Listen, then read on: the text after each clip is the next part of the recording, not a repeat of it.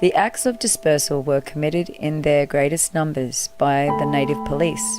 In Djiru country, they were carried out to a large degree by Robert Johnston, after whom the Johnston River and the Shire of Johnston and the town of South Johnston are named. The stories of mass killings did not go unnoticed in other parts of the country.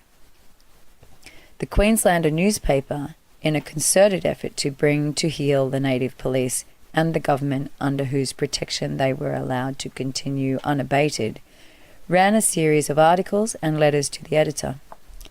Queenslander, Saturday, 5th of June, 1880.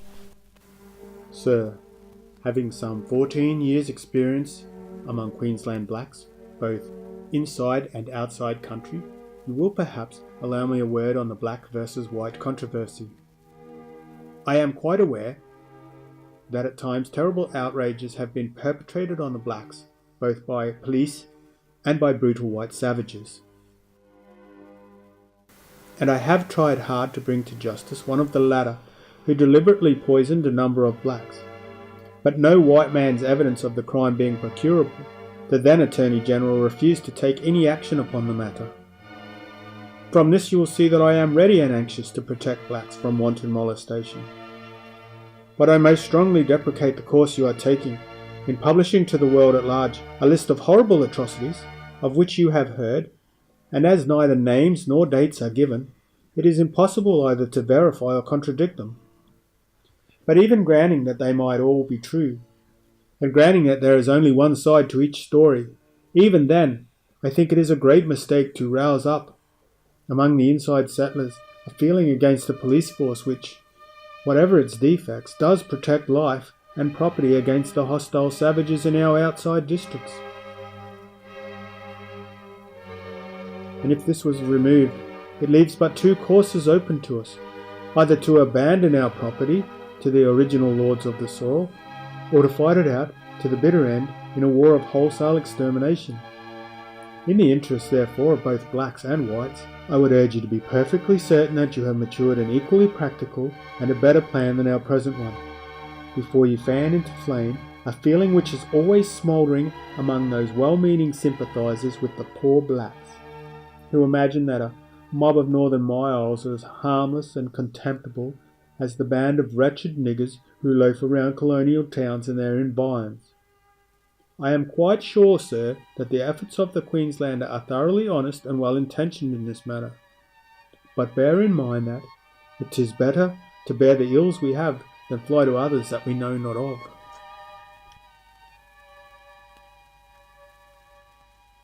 Reading the articles gives a sense of the scale of the injustices and a sense of the cover-up and complicity.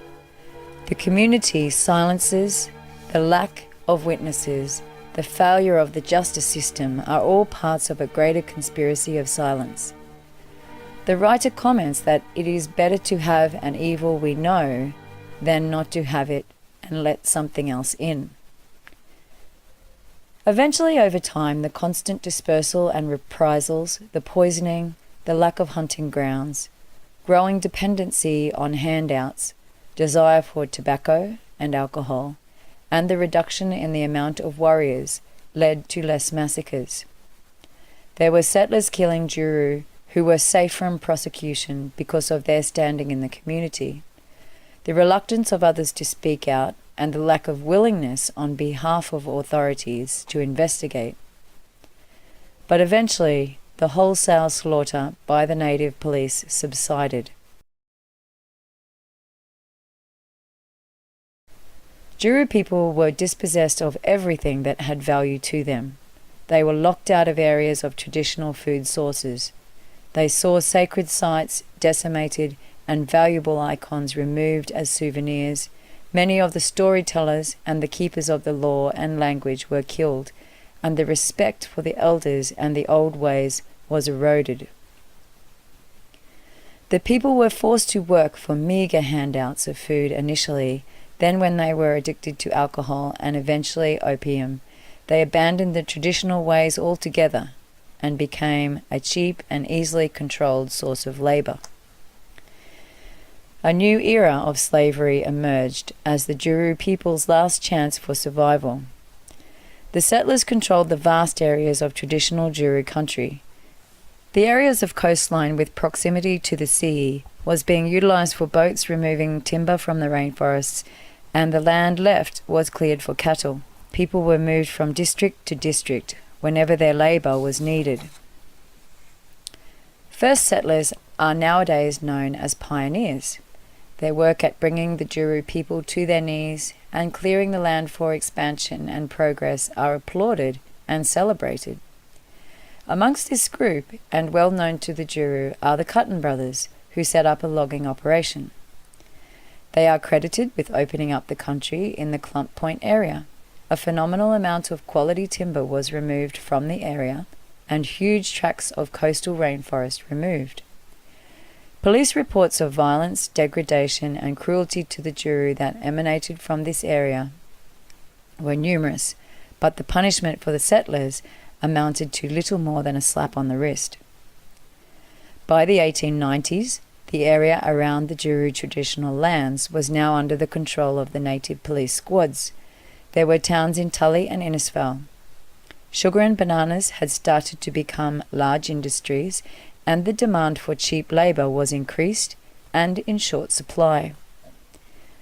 The gold rush in neighbouring areas and its eventual bust period brought hordes of foreign nationals to the area, including the Chinese. The Chinese quickly established themselves in agriculture, and a viable Chinese banana industry developed. The Chinese migrants, fresh from the Chinese-English Opium Wars and freed by the English to import opium, brought it to Australia and used it to pay for labour. The European farmers, struggling to get their own supply of cheap labour, saw the addiction to opium and the rise of the Chinese as a threat, and petitioned the government to do something about it. The government brought in a law which would forever rechart the course of Djiru history.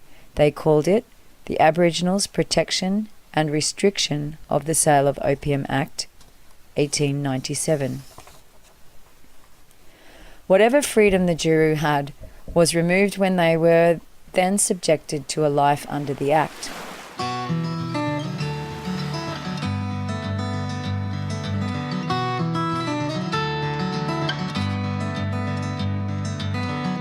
Broken man, found hopeless and alone, as he wanders in his search for what went wrong.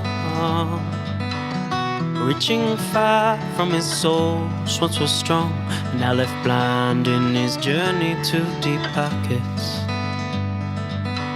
It's what's required, he said, to keep on surviving, but I left my heart in the back for far too long. I know what's right, but my mind has been taken by the power of the mighty shepherd's pull.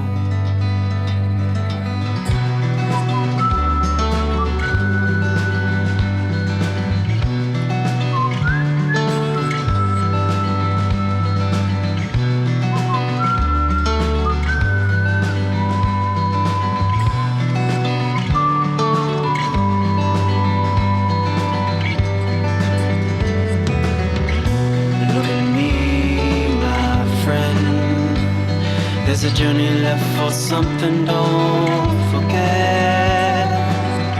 We are the youth, we could awaken and be true, just like those waves searching endlessly the ocean.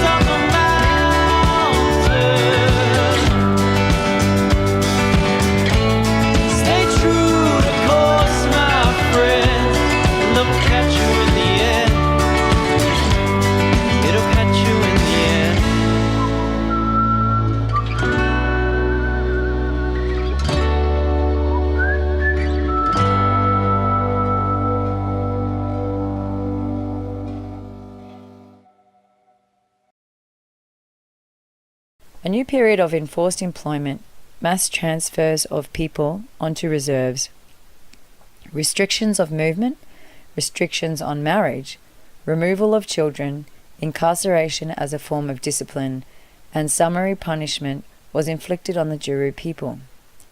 Walter E. Roth was the protector of Aborigines in the Northern Division. A report on a speech by Roth appeared in the Queenslander, Saturday, 29th of March, 1902. On the other hand, while fully recognising the mental abilities of the savage and the standard of education it was possible for him to acquire, he was of the opinion that they must be careful not to over-educate him and then render him unfit for the duties he may be called upon to perform.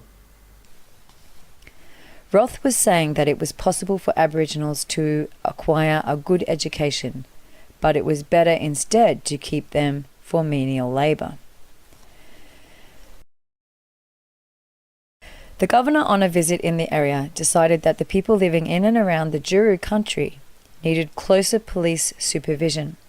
He declared a new settlement. It was named the Whole River Aboriginal Settlement.